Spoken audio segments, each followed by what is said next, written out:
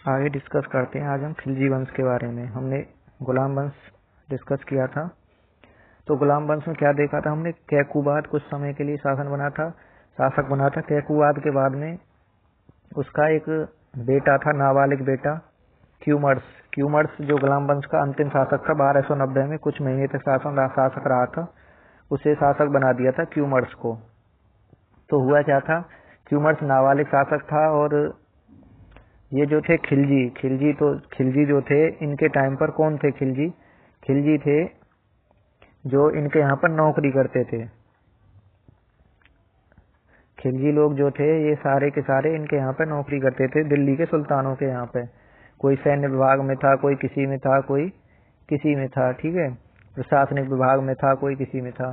तो इसी में था गयासुद्दीन, इसी में था हमारा कौन सा, सॉरी एक सेकंड, इसी में था जलालुद्दीन। हमारा जलालुद्दीन खिलजी था एक, और वो इसका संरक्षक बना दिया था क्यूमर्स का। कि क्यूमर्स अल्पवयस्क था, मतलब जवान नहीं था, छोटा था। इस वजह से उसका संरक्षक किसे बना दिया था? ये एक सैनिक अधिकारी था, इसे बना दिया था जलालुद्दीन खिलजी को। तो क्या हुआ, जलालुद्दीन खिलजी इसे तुरंत ही क्यूमर्स को अपने साथ ले गया और दिल्ली सल्तनत में हड़कंप मच गया कि सुल्तान का अपहरण हो गया और जनता विरोध में आ गई जलालुद्दीन खिलजी के में, और उसे आदेश दिया गया कि क्यूमर्स को लेकर आए। तो ये क्यूमर्स को लेकर वापस आ गया। उसके बाद में क्या हुआ, 3 महीने पश्चात इसने और क्यूमर्स को ही गद्दी पर लाकर बिठा दिया दिल्ली की पे, और खुद उसका संरक्षक बन गया। लेकिन 3 महीने पश्चात इसने क्यूमर्स को बंदी बनाया जलालुद्दीन खिलजी ने, और क्यूमर्स को बंदी बनाकर उसकी हत्या कर दी और स्वयं सुल्तान बन बैठा। और इस प्रकार हमारा जो इलवरी वंश था, ये इलवरी तुर्क थे, इनका शासन समाप्त हो गया और खिलजी वंश की जो है खिलजी वंश स्टार्ट हो गया हमारा। ये खिलजी बेसिकली थे कौन? ये अफगानी तुर्क थे। अफगानी तुर्क मतलब जब मोहम्मद गजनबी और मोहम्मद गौरी का आक्रमण हो रहे थे, उसी समय पर ये भारत में आए थे। तो अब खिलजी वंश का स्थापना हो गया जलालुद्दीन खिलजी के रूप में। ये अफगानी तौर तरीकों को मानते थे ज्यादातर, और यहाँ जो दिल्ली के सुल्तान थे, इनके यहाँ पर सैन्य प्रशासनिक विभाग में या सैन्य विभाग में ये नौकरी करते थे। ठीक है जी। और जो ये जलालुद्दीन खिलजी था, जलालुद्दीन खिलजी 1290 में ये बन गया दिल्ली का सुल्तान, जलालुद्दीन खिलजी। जलालुद्दीन खिलजी एक वृद्ध व्यक्ति था, 70 वर्ष की आयु में ये सुल्तान बना था। कितने वर्ष की? 70 वर्ष की आयु में सुल्तान बना था। हम इसमें थोड़ा डिटेल में जाएंगे तो मतलब स्टोरियां बहुत हैं, तो बहुत इंटरेस्ट से और समझ में अच्छे से आएगा, और इससे बाहर एग्जाम में कोई क्वेश्चन भी नहीं आएगा। तो जलालुद्दीन खिलजी वृद्ध था एक, और 70 वर्ष की आयु में ये राजा बन गया था। ठीक है, जलालुद्दीन खिलजी ये क्या करता था, जब बलवन का टाइम था ना, बलवन इसमें गुलाम वंश में बलवन के समय पर ये एक सैनिक था, और धीरे धीरे इसने प्रमोशन कर करके कैकुबाद के टाइम पर इसने जो कैकुबाद ने, जो क्यूमर्स का पिता था, लास्ट शासक क्यूमर्स का पिता जो था कैकुबाद ने इसे शाइस्ता खान की भी उपाधि दी थी। मतलब ये फिर बहुत बड़ा अधिकारी बन गया था, और सारी जो भी सैन्य शक्ति थी, मतलब सिर्फ नाम मात्र का राजा रह गए थे ये कैकुबाद वगैरह, क्यूमर्स वगैरह, सब कुछ चला यही रहा था जलालुद्दीन खिलजी। और इसने मौका पाया और क्यूमर्स की हत्या कर दी और स्वयं राजा बन गया जलालुद्दीन खिलजी, सुल्तान बन गया जलालुद्दीन खिलजी। अब क्या हुआ, जलालुद्दीन खिलजी का एक भाई था शहाबुद्दीन खिलजी। जलालुद्दीन खिलजी का भाई था शहाबुद्दीन खिलजी। ध्यान से सुनना, नाम थोड़े अटपटे हैं। शहाबुद्दीन खिलजी, शहाबुद्दीन खिलजी किसका भाई था? जलालुद्दीन खिलजी का। जो खिलजी वंश का संस्थापक है कौन है? जलालुद्दीन खिलजी। इसने 1290 से 1296 तक शासन किया है जलालुद्दीन खिलजी ने दिल्ली सल्तनत पर। 4 साल का शासन रहा था इसका। 70 साल की उम्र में ये वृद्ध शासक बना था। इसी का भाई था एक शहाबुद्दीन खिलजी, और उसका बेटा था अलाउद्दीन खिलजी। शहाबुद्दीन खिलजी का बेटा था अलाउद्दीन खिलजी। हुआ क्या कि शहाबुद्दीन जो इसका पिता था, इसकी अकाल मृत्यु हो गई। उसकी अकाल के दौरान मृत्यु हो गई थी। मतलब जलालुद्दीन का जो भाई था शहाबुद्दीन, उसकी अकाल में मृत्यु हो गई थी, अकाल के दौरान। तो अलाउद्दीन खिलजी अनाथ हो गया था। तो इसका चाचा जलालुद्दीन खिलजी ही इसका एकमात्र बालिंदा था। बालिंदा मतलब एकमात्र इसका संरक्षक बचा था। तो जलालुद्दीन खिलजी अलाउद्दीन का चाचा था और अलाउद्दीन इसी वजह से इसके संरक्षक था इसका। और बाल्यावस्था में नियमित शिक्षा का अभाव रहा था इसे। अलाउद्दीन खिलजी पढ़ नहीं पाया था और इसलिए दिल्ली सल्तनत का जो अनपढ़ शासक है वो यही है, अलाउद्दीन खिलजी। अलाउद्दीन खिलजी अनपढ़ रह गया था, लेकिन इसमें प्रतिभा बहुत थी, प्रतिभा संपन्न था, बहुत शक्तिशाली था। इसी वजह से जो इसका चाचा था जलालुद्दीन खिलजी, उसने अपनी बेटी का विवाह किससे कर दिया था? अलाउद्दीन खिलजी थे। मुस्लिम धर्म में ऐसे विवाह हो जाता है। तो जलालुद्दीन खिलजी ने अपनी बेटी का विवाह किससे कर दिया था? अलाउद्दीन खिलजी से। अलाउद्दीन खिलजी अब उसका दामाद हो गया था। और क्या हुआ फिर 1292 में अलाउद्दीन खिलजी ने क्या किया? भिलसा पर आक्रमण किया था और वहां से बहुत सारा धन लूटा था भिलसा पर आक्रमण करके। लेकिन उसकी खबर इसने अपने ससुर जी को नहीं दी थी, जलालुद्दीन खिलजी को। ना वहां से जो धन लूट कर लाया था उसका कोई भी हिस्सा इसने दिल्ली सल्तनत को दिया था। उसके बाद में इसने फिर 1294 में देवगिरी पर आक्रमण किया। देवगिरी पर यादव शासक थे, वहां पर आक्रमण किया इसने और वहां से भी बहुत सारा धन लूटा जलालुद्दीन खिलजी से छिपकर। अब इस बात की पता चल गई जलालुद्दीन खिलजी को। उन्होंने इसके पास दूत भेजे कि हमारे पास पेश हो अलाउद्दीन खिलजी, वो ऐसा क्यों कर रहा है, हमारे पास धन भेजे अगर लूट रहा है तो। लेकिन अलाउद्दीन खिलजी ने मना कर दिया। तो जलालुद्दीन खिलजी खुद उससे मिलने के लिए गए और कड़ा मानकपुर में जलालुद्दीन खिलजी अलाउद्दीन से मिले। तो अलाउद्दीन ने इनका जो है गला काट दिया, इनकी हत्या कर दी। अलाउद्दीन ने अपने ससुर की हत्या कर दी।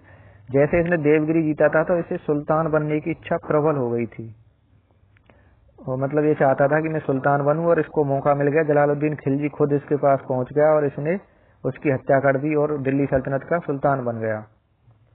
कौन? अलाउद्दीन खिलजी, अपने ससुर की हत्या करके। इसने जो बलवन का लाल महल था दिल्ली में, उसमें इसने राज्याभिषेक किया अपना। बलवन के राजमहल में इसने अपना राज्याभिषेक किया। उसके बाद में क्या हुआ?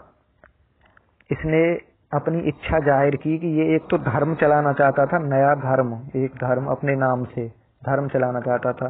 दूसरा इसने मतलब ये बहुत ज्यादा जोशीला था, जोश में होश खो देता था। तो जोशीला सुल्तान था, इसलिए इसने कहा कि जैसे सिकंदर ने भारत को जीता था, इसने एक उपाधि धारण की थी, सिकंदर शानी। सिकंदर शानी का मतलब क्या होता है? ये क्वेश्चन कई बार पूछा गया है कि इतिहास में सिकंदर शानी किसे कहा जाता है। तो सिकंदर शानी था अलाउद्दीन खिलजी। सिकंदर शानी का मतलब क्या होता है? सिकंदर शानी का मतलब होता है सेकंड सिकंदर, मतलब दूसरा सिकंदर। दूसरा सिकंदर। इसने इच्छा प्रकट की कि मैं पूरा विश्व जीतना चाहता हूं जैसे सिकंदर ने जीता था। इसने घोषणा कर दी अपने पूरे राज्य में कि मैं पूरे विश्व को जीतूंगा, अलाउद्दीन खिलजी ने। और इसका एक मित्र था अलाउल मुल्क। इसका मित्र था अलाउल मुल्क। उसने इसे समझाया। ये बहुत एग्रेसिव था और इसके सामने कोई मना या कुछ भी करता था, बोलता था, ये उसे तुरंत मरवा देता था अलाउद्दीन खिलजी। लेकिन इसका दोस्त क्या, जो रियल जो लाइफ है उसमें ये होना भी चाहिए कि कोई आदमी एग्रेसिव हो रहा है बहुत ज्यादा कि मैं ये कर दूंगा, मैं वो कर दूंगा, तो उस टाइम पर उससे मना नहीं करनी चाहिए, उससे बोल देना चाहिए हाँ कर देना। ये भी प्रैक्टिकली है, ये लाइफ में ऐसे बोल देना चाहिए कि हाँ तुम ये कर लेना, तुम ये कर दोगे। और तो अगर तुम उसकी हाँ में मिलाओगे तो वो समझेगा कि ये आदमी मेरे हित की बात कर रहा है, तो वो तुम्हारी बात भी मानेगा। अगर तुम डायरेक्ट ही जाकर उससे बोलने लगो, मारने पीटने लगो, नहीं करेगा तो फिर वो और गुस्सा होता है। इसलिए जैसे ऐसा ज्यादातर दारू वालों के साथ किया जाता है। वो दारू पी लेते हैं, फिर कहते हैं मैं ये फाड़ दूंगा, वो कर दूंगा, उसे मार दूंगा। तो घर वाले उसे बेकार में पीटते हैं। उसे तो दिमाग पर चढ़ा हुआ, उसे कहना चाहिए हाँ मार देगा, सब कुछ मार देगा, इससे वो शांत हो जाएगा। फिर चलो वो सब छोड़ो, इसे देखते हैं। सिकंदर शानी बनना मतलब ये चाहता था कि मैं पूरा विश्व जीतूं। तो इसका मित्र आया, उसने कहा कि सुल्तान, मतलब उससे बताया कि मित्र में विश्व विजेता बनना चाहता हूँ और विश्व जीतने के लिए जा रहा हूँ। तो अलाउल मुल्क ने इससे कहा कि हाँ सुल्तान तुम विश्व जीत सकते हो, तुम बहुत महान हो, तुम पूरा संसार जीत लोगे, ये जीत लोगे, इसकी बड़ाई की। और उसके बाद में फिर अपनी बात कही, बहुत आराम से कि सुल्तान विश्व तो जीत लेना, पर पहले अपना भारत तो जीत लो, क्योंकि ये खाली ऊपर उत्तर भारत में शासक थे, नीचे दक्षिण भारत में और कोई शासक कर रहे थे, जैसे कि अभी हमने बताया देवगिरी में यादव शासक थे, ऐसे ही करके बहुत सारे शासक थे अलग अलग। तो सिकंदर इसकी समझ में आया अलाउद्दीन की में कि सही कह रहा है ये। तो अलाउद्दीन ने कहा कि विश्व जीतना कैंसिल, अब हम पहले भारत को जीतेंगे। लेकिन इसने इच्छा जाहिर की कि मैं विश्व को जीतूंगा, तो इसी वजह से इसने एक टाइटल भी ले लिया, उपाधि भी ले लिया, सिकंदर सानी। इसने जीता फीता कुछ नहीं था, वैसे ही अपने आप ही कहने लगा कि मैं दूसरा सिकंदर हूँ, सिकंदर सानी हूँ। ठीक है जी। उसके बाद में क्या हुआ, 1298 में कहाँ पे, गुजरात में इसने अपना मतलब सैन्य विद्रोह सेना लेके गया, वहां पे आक्रमण किया, वहां के राजा करण देव को हराया इसने गुजरात में। और 1302 में चित्तौड़ पर आक्रमण किया। कहाँ पे, चित्तौड़ पर। चित्तौड़ में के राजा कौन थे, राणा रतन सिंह। चित्तौड़ के राजा थे राणा रतन सिंह, और राणा रतन सिंह को इसने हराया और उसका नाम खिरजाबाद रखा था। चित्तौड़ को खिरजाबाद किया था, और वहां पर अपना बेटा था खिरिज खां, उसे खिज्र खां को क्या बना दिया था, वहां का गवर्नर बना दिया था इसने, अलाउद्दीन खिलजी ने। हुआ क्या यहाँ पे, अब एक बहुत इंटरेस्टिंग स्टोरी आती है, जो अभी 2018 में एक मूवी आई थी पद्मावती, जिसके ऊपर पूरे देश में, पद्मावती मूवी आई थी जिसके ऊपर पूरे देश में बहुत ज्यादा आक्रोश था, सबने बहुत विरोध किया था पद्मावती मूवी का, क्योंकि उसमें हिंदुओं की भावनाओं को ठेस पहुंचाई गई थी हिंदू धर्म में। अब मैं पद्मावती की स्टोरी बताऊं, जो रियल स्टोरी क्या थी, उस मूवी में क्या दिखा रहे थे। बाद में सेंसर्स लगा के उसमें से कुछ सीन कट कर दिए गए थे, तो इस वजह से वो मूवी रिलीज बाद में हुई थी, पहले उसमें से वो जो गलत चीज थी वो सब हटाई गई थी। इस पद्मावती मूवी के जो निर्माता थे, जो बनाने वाले थे, वो थे संजय लीला बंसाली थे, जो पद्मावती मूवी बनाई थी उन्होंने। तो इनके बारे में मतलब ये राजस्थान में इनको थप्पड़ वप्पड़ भी मार दिया था, बहुत जनता ने मतलब बहुत आक्रोश किया था, हॉल बॉल फूंक दिए थे जिस दिन ये रिलीज हुई थी बहुत सारे।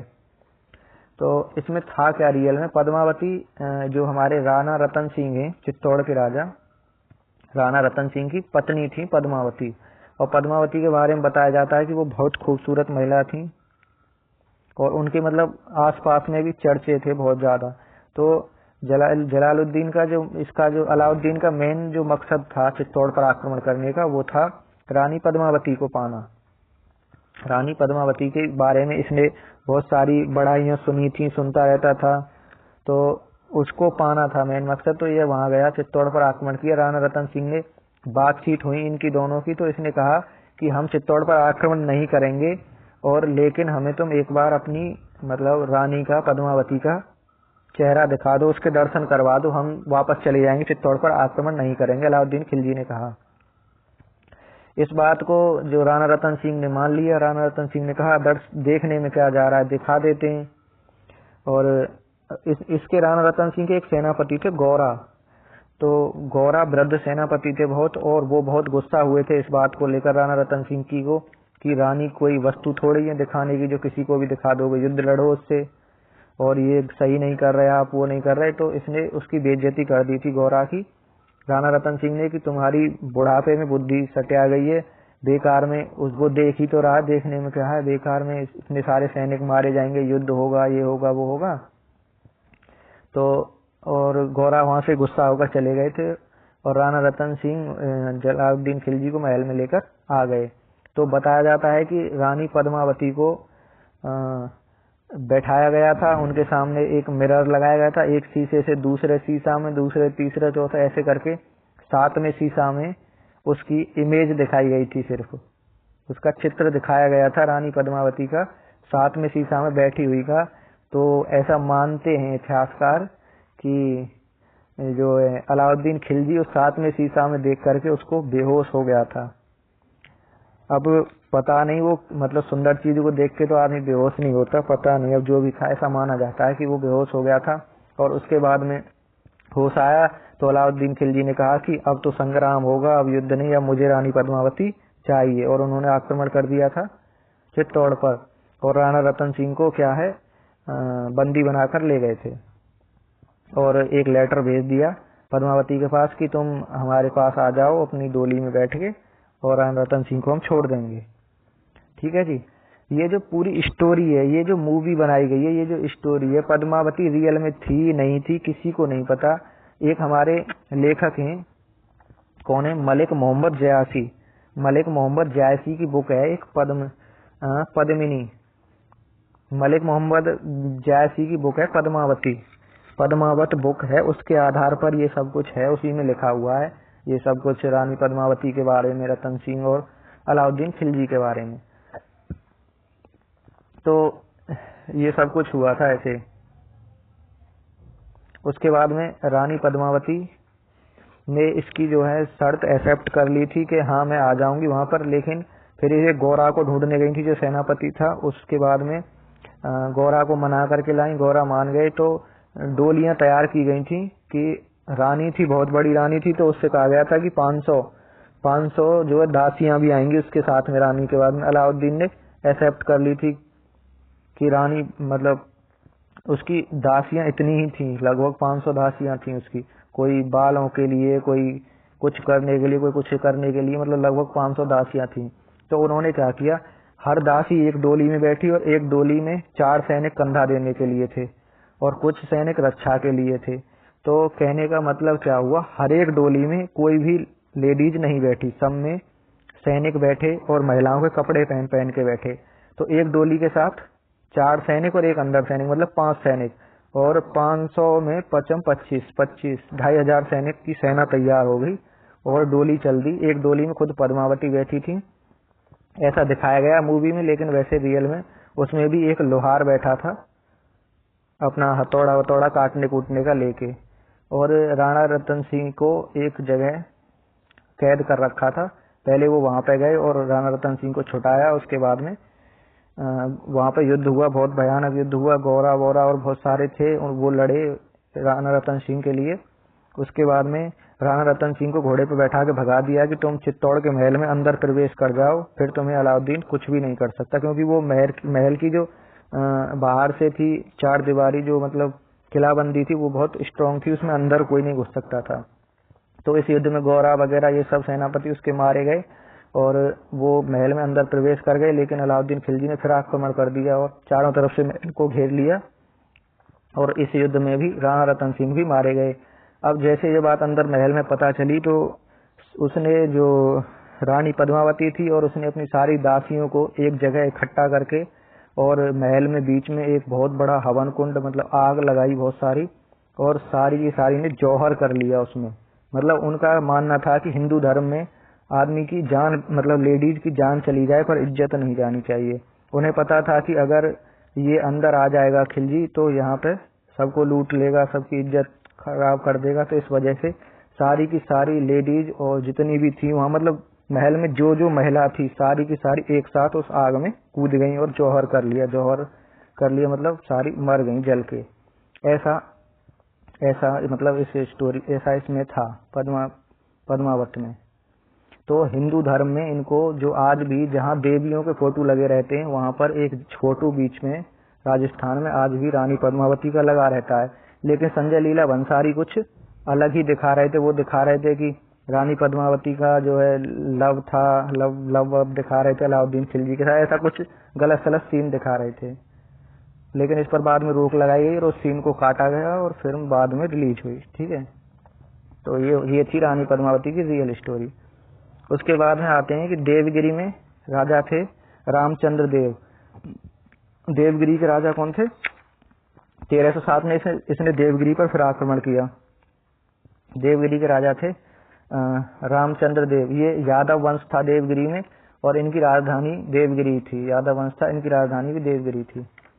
इसका एक दास था, इसने खरीदा था उसे, एक हिंदू दास था। हिंदू था ये, पहले हिजड़ा था, मलिक काफूर जिसका नाम बाद में पड़ा था। ये एक हिंदू हिजड़ा था जिसे इसने 1000 दीनार में खरीदा था। 1000 दीनार देखा, दीनार जो पीछे हमने पढ़ा था एक सिक्का चलता था 10,000, 1000 दीनार में खरीदा था, इसलिए इसका नाम भी 1000 दीनार ही पड़ गया था। ये बहुत ही शक्तिशाली था और कुश्ती उश्ती लड़ने का इसे बहुत ज्यादा शौक था। इस वजह से अलाउद्दीन ने इसे खरीद लिया। और दक्षिण भारत की जितनी भी विजय हुई है, मतलब दक्षिण भारत में अलाउद्दीन खिलजी ने जो कुछ भी जीता है, जितना भी जीता, सारी की सारी विजयों का श्रेय किसने जीता है? सब में सेनापति कौन रहा? मलिक काफूर। 1000 दिनारी यही मलिक काफूर ही रहा उसमें।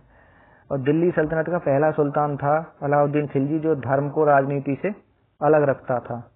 धर्म को वो राजनीति से बिल्कुल अलग रखता था। अपना मतलब ये नहीं कि धर्म अलग है, अपनी जगह है, और राजनीति अपनी जगह है। इसने बहुत सारे सुधार भी किए, बहुत सारे सुधार किए। जैसे कि इसने सैन्य सुधार किया। सैन्य सुधार में क्या किया इसने? पहले वेतन नगद नहीं मिलता था, इसने क्या किया? नगद वेतन देना आरंभ किया। पहले सैनिकों को वेतन नगद नहीं मिलता था, बहुत दिन बाद मिलता था, थोड़ा मिलता था, तो इसने नगद वेतन आरंभ किया। और इसने क्या किया कि सालाना, एक साल के 234 टंका मिलेंगे एक साल के। अगर एक व्यक्ति और एक घोड़ा पर कितने मिलेंगे? 234 टंका मिलेंगे। मतलब व्यक्ति और घोड़ा मिलकर एक सैनिक हो गया पूरा। एक सैनिक को 234 टंका मिलेंगे। लेकिन यदि किसी सैनिक के पास घोड़ा है 2, एक घोड़ा और है, तो एक घोड़े के 78 उसे टंका और फालतू मिलेंगे, मतलब 312 टंका मिलेंगे। ठीक है, ये हुआ और ऐसे ऐसे दिए जाने लगा। तो पता चला कि पूरी सल्तनत में घोड़े तो सिर्फ कितने? 20,000। मतलब पूरी दिल्ली सल्तनत में घोड़े 20,000 है और पेमेंट हो गया 40,000 का। अब ऐसा कैसे हुआ? ऐसा ऐसे हुआ कि आदमी, मान लो कि मैं सैनिक हूँ और मेरे पास 2 घोड़े हैं, तो मैं अपने 2 घोड़े पर अपने नाम पर ले आया वेतन। उसके बाद में मेरा कोई दोस्त है, उसने कहा कि एक घोड़ा अपना मुझे दे दे, मुझे भी 78 रुपए ज्यादा मिल जाएंगे, 78 टंके। तो उसका घोड़ा वो ले गया, उसका घोड़ा वो ले गया, 2 घोड़े कर करके, और डबल पूरे का पूरा डबल पेमेंट हो जाता था। तो इसने मतलब इसकी रोकथाम के लिए क्या किया? अब की बार किया इसने दागो चेहरा एक्ट, मतलब दागो चेहरा नीति चलाई इसने। किसने? अलाउद्दीन खिलजी ने। इसने क्या किया कि घोड़ों का चेहरा लिख लिया जाता था और आदमियों के चेहरे दाग दिए जाते थे। नहीं, थोड़ा गलत हो गया, मतलब आदमियों का चेहरा लिख लिया जाता था कि इतना लंबा चौड़ा आदमी, और इसके यहाँ पे जैसे अब फॉर्म वॉर्म डालते हैं तो उसमें आइडेंटिफिकेशन मार्क्स मांगते हैं, पहचान चिन्ह ऐसे लिख लिए जाते थे। और घोड़े पर एक गरम मोहर करके और उसके जो है मोहर लगा दी जाती थी, जिसके बाद में कि इस घोड़े का पेमेंट 1 साल के लिए हो चुका है, वो घोड़ा दोबारा से नहीं आएगा। तो दागो चेहरा, इस वजह से इसे सैन्य सुधार बोल सकते हैं। इसने सैन्य सुधार किए। इसने बाजार सुधार भी किए। बाजार रिफॉर्म इसने बहुत अच्छे से किया। लेकिन बाजार रिफॉर्म इसने क्यों किया था? इसका जो ऑब्जेक्ट था, जो इसका उद्देश्य था, वो क्या था?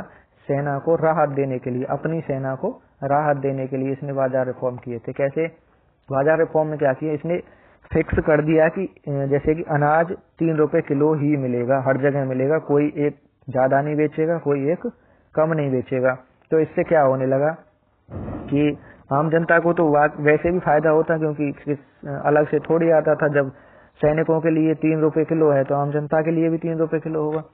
लेकिन जो व्यापारी वर्ग था उसको इससे बहुत नुकसान होने लगा। तो उन्होंने क्या सोचा कि चलो कोई बात ना, 3 रुपए किलो ही बेचेंगे, लेकिन हम 1 किलो की जगह 700 ग्राम ही बेचेंगे, 800 कम तोलने लगे। इसकी भी शिकायत इसके पास गई। ये उपाय बहुत अच्छे करता था। तो इसने क्या किया? इसने क्या उपाय किया कि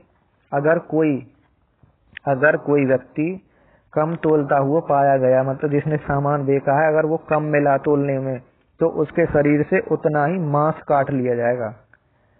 तो और इसके लिए इसने 2 ऑफिसर नियुक्त किए, एक सहनाई मंडी और एक बरीद मंडी। बरीद मैंने पीछे बताया था कि बरीद का मतलब होता है जासूस। सहनाई मंडी कौन था? एक मेन ऑफिसर था, जो मंडी का क्या था? मुख्य अधिकारी था। और बरीद मंडी कौन था? एक जासूस था। ये बरीद क्या करता था?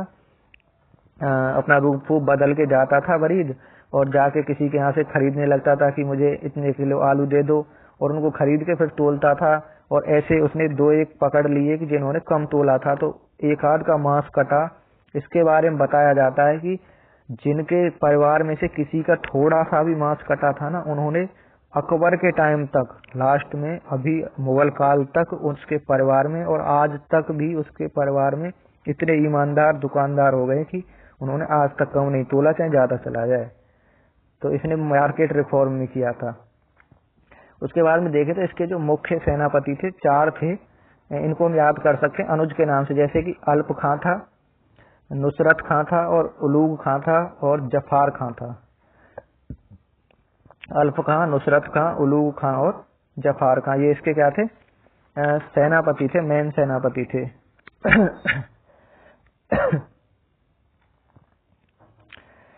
तो क्या हुआ,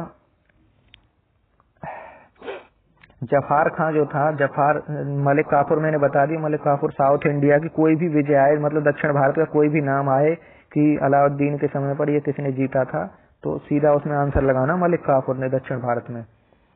तो जो जफार खां था, जफार खां मंगोल आक्रमणों के समय मारा गया था। इसके टाइम पर मंगोलों के बहुत सारे आक्रमण हुए थे, इसी वजह से इसने अपनी जो है राजधानी मंगोल आक्रमणों से बचने के लिए दिल्ली में सीरी का किला बनाया था।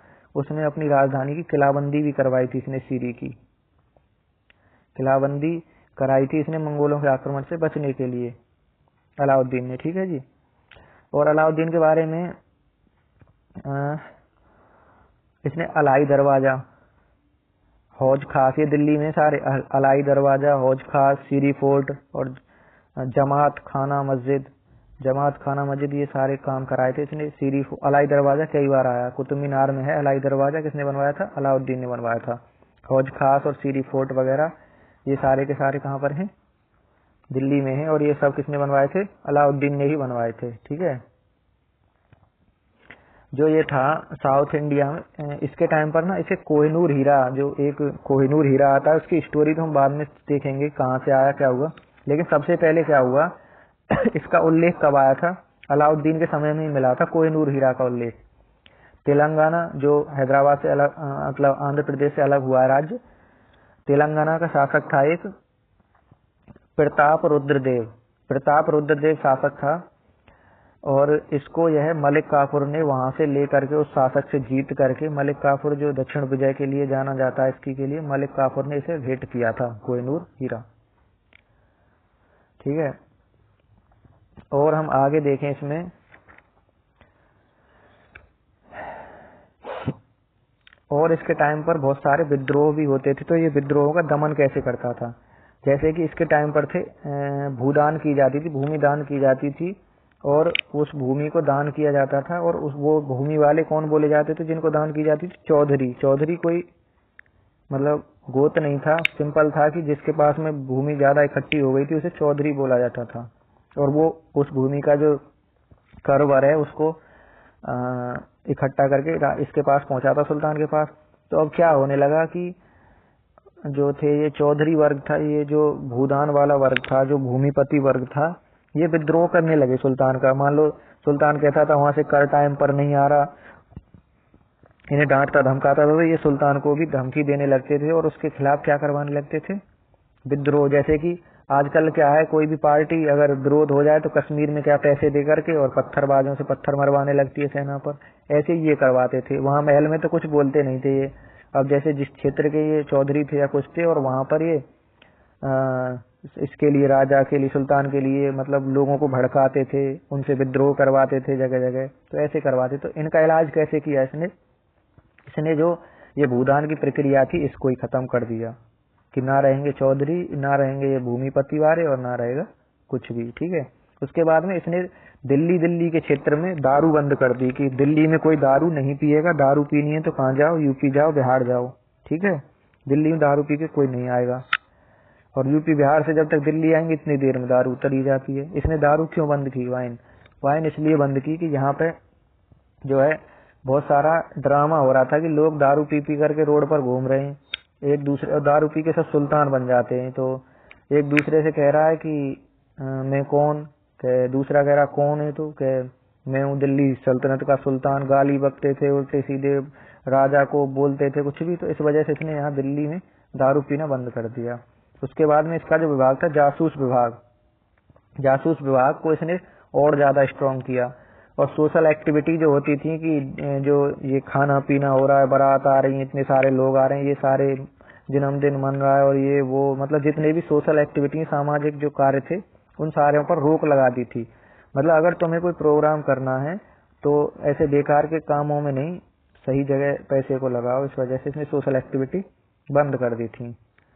ठीक है जी। अब हम आगे देखें, तो इसके क्या थे, 4 पुत्र थे इसके। मतलब पुत्र तो इसके बहुत सारे थे, लेकिन 4 मेन थे। 4 में जैसे शिहाबुद्दीन उमर था, एक खिरिज खां था। खिरिज खां जैसे मतलब देवगिरी उसका नाम बदल दिया था, जिसने अभी हमने देखा था, वहां का सुल्तान बनाया था। चित्तौड़ में खिरिजाबाद कर दिया था उसे, खिरिज खां को वहां का सुल्तान बनाया था। ठीक है, खिरिज खां था, और कौन था, शिहाबुद्दीन था, और सादी खां था, और एक मुबारक खां था। ठीक है सर। इसके बाद में देखें तो क्या हुआ, जब ये बूढ़ा हो गया अलाउद्दीन खिलजी, तो मलिक काफुर ने मिलकर, मलिक काफुर और शिहाबुद्दीन उमर इन दोनों ने मिलकर के गद्दी पर बैठना चाहा था।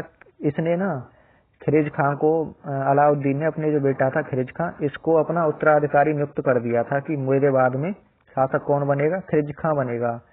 लेकिन जो शिहाबुद्दीन था, शिहाबुद्दीन उमर, वो शासक बनना चाहता था, और उसने मलिक काफुर, जो इसका दास था मलिक काफुर, उसके साथ में मिलकर के षड्यंत्र किया और अलाउद्दीन को जहर देकर मार दिया। इन्होंने अलाउद्दीन को जहर देकर मार दिया।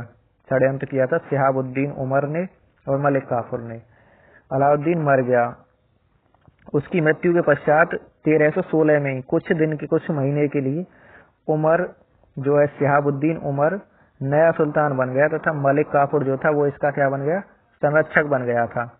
और इसने क्या किया था, मलिक काफुर ने खिरिज खां व सादी खां, जो इसके 2 बेटे थे, और उन्हें पहले ही गिरफ्तार कर लिया था और उनकी आंखें ग्वालियर के किले में निकलवा ली थी। किसने निकलवा ली थी, इसी ने, मलिक काफुर, शिहाबुद्दीन उमर और मलिक काफुर ने मिलकर। थोड़े दिन के लिए रहा था शिहाबुद्दीन उमर शासक। ठीक साहब। उसके बाद में इसका एक और बेटा था मुबारक खां, उस मुबारक खां को भी गिरफ्तार कर लिया गया था। मुबारक खां को भी गिरफ्तार कर लिया गया था। ठीक है जी। अब क्या हुआ, इसने मुबारक खां की आंखें फोड़ने के लिए अपने सैनिक भेजे। गिरफ्तार तो कर लिया था मुबारक खां को, और अपने सैनिक भेजे। तो जो मुबारक खां ने उन सैनिकों के साथ मिलकर के, वो सैनिक मुबारक खां के साथ मिलकर उसकी आंखें नहीं फोड़ी, और उन्होंने आक्रमण करके और मलिक काफुर की हत्या कर दी। और ये सारी घटना जो हुई, ये सारी जो घटना हुई, ये 1 महीने के भीतर हो गई। अलाउद्दीन के मरने के 1 महीने के अंदर ये सारी घटना घटित हो गई थी कि शिहाबुद्दीन राजा बन गया था, मलिक काफुर ने बना दिया था। खिरिज खां और सादी खां की जो आंखें निकाल ली गई थी, और मुबारक खां को गिरफ्तार कर लिया गया था, उसकी आंखें फोड़ने के लिए भेजा गया था।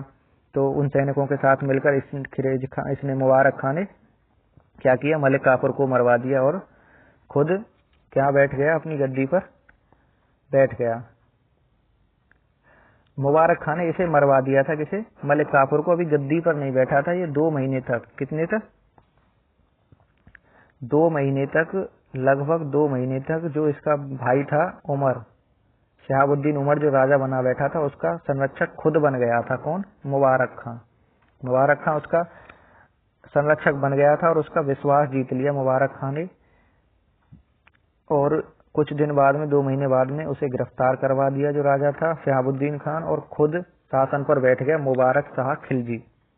मुबारक शाह खिलजी के नाम से शासन पर बैठा 1316 में। 2-3 महीने शिहाबुद्दीन उमर रहा, उसके बाद में ये बैठ गए मुबारक शाह खिलजी 1316 से 1320 में। ठीक है जी।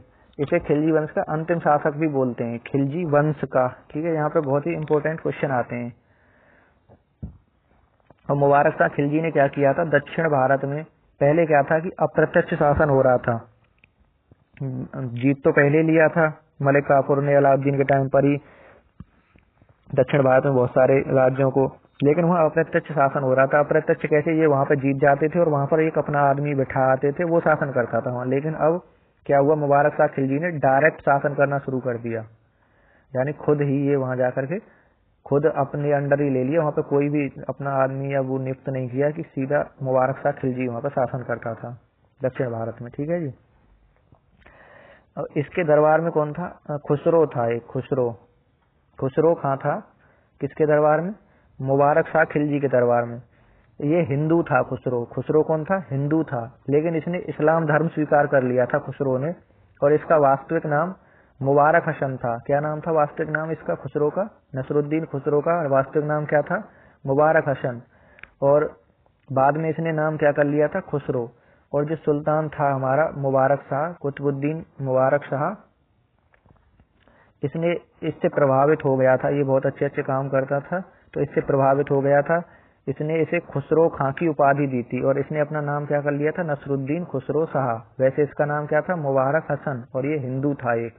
बाद में इसने नाम चेंज करके इस्लाम धर्म अपना लिया, इसने अपना नाम कर लिया था नसरुद्दीन खुसरो शाह। और जो मुबारक शाह खिलजी था उसने इसे उपाधि दी थी खुसरो की, खुसरो खां की। खुसरो ने सुल्तान को अपने पूरे प्रभाव में ले लिया। जो मुबारक शाह खिलजी था इसको पूरे प्रभाव में ले लिया किसने, खुसरो ने। मतलब सब कुछ वास्तविक जो सत्ता थी अब किसके हाथ में आ गई थी, खुसरो के हाथ में आ गई थी। और मुबारक शाह के बारे में बताया जाता है कि ये एक विलासी प्रवृत्ति का, मतलब विलासी प्रवृत्ति का एक, विलासी का एक पागल सुल्तान था, पागल सुल्तान था। इसके बारे में बताया जाता है कि यह इतिहासकार जो बर्नी इतिहासकार थे, बर्नी ने अपनी किताबों में बताया है कि ये कभी कभी दरबार में नंगा ही आ जाता था, नंगा होकर दरबारियों के बीच दौड़ता था बिना कपड़ों के, ये मुबारक शाह खिलजी। तो मतलब ये पागल था एक प्रकार से। तो और ये सूफी संत जो निजामुद्दीन औलिया थे उसको मानता नहीं था ये मुबारक शाह खिलजी। कुतुबुद्दीन मुबारक शाह के पश्चात दिल्ली का सिंहासन क्या हो गया, रिक्त हो गया जब ये मर गया। तो और अलाउद्दीन के जो 4 पुत्र थे और भी बहुत सारे पुत्र थे, उन सब की हत्या हो ही चुकी थी पहले ही। तो इसके बाद में इसने सारे दरबारियों को अपने समर्थन में ले लिया नसरुद्दीन खुसरो ने, और खुद क्या बन गया, ये दिल्ली, इसका दिल्ली सल्तनत पर शासन करने लगा। तो ऐसे पूछा जाए कि खिलजी वंश का अंतिम शासक तो कौन था, मुबारक शाह खिलजी। ये हिंदू शासक था और बाद में बना, ये हिंदू शासक था लेकिन बाद में इस्लाम धर्म स्वीकार किया, इसलिए इसे बोला जाता है दिल्ली सल्तनत का एकमात्र हिंदू सुल्तान। पहले हिंदू था, बाद में मुस्लिम बना, और इसने सब काम मुस्लिम धर्म के अकॉर्डिंग किए, सब कुछ मुसलमानों के लिए किया। लेकिन फिर भी मुसलमान इसे इस्लाम का शत्रु बोलते थे, इसके लिए इसके बारे में जो है नारे लगाते थे कि ये इस्लाम खतरे में है, ये एक हिंदू शासक बन गया है। तो इसने फिर क्या किया, लास्ट में अपना धर्म फिर से हिंदू कर लिया। तो ऐसे क्वेश्चन आता है कि दिल्ली सल्तनत पर शासन करने वाला एकमात्र हिंदू शासक तो कौन है, वो नसरुद्दीन खुसरो शाह। नसरुद्दीन खुसरो शाह 1320 में रहा ये कुछ दिन के लिए। और फिर क्या हुआ, इस्लाम खतरे में ऐसे नारे लगाते थे। तो 8 सितंबर 1320 को गयासुद्दीन तुगलक के नाम से यह सिंहासन पर बैठ गया था, इसका शत्रु। बाद में अब हम इसके आगे तुगलक वंश पढ़ेंगे। Thank you. ऐसे क्वेश्चन आने लगे कि खिलजी काल का अंतिम शासक, खिलजी काल का, तो खिलजी काल का, खिलजी का काल 1320 तक है, तो यही माना जाएगा नसरुद्दीन खुसरो। अगर आए खिलजी वंश का तो वो मुबारक शाह खिलजी। इसमें बहुत डिटेल में बताया और कुछ नहीं है। अब हम इससे आगे अगली वीडियो में करेंगे तुगलक वंश के बारे में। काफी बड़ा वीडियो हो गया है। Thank you.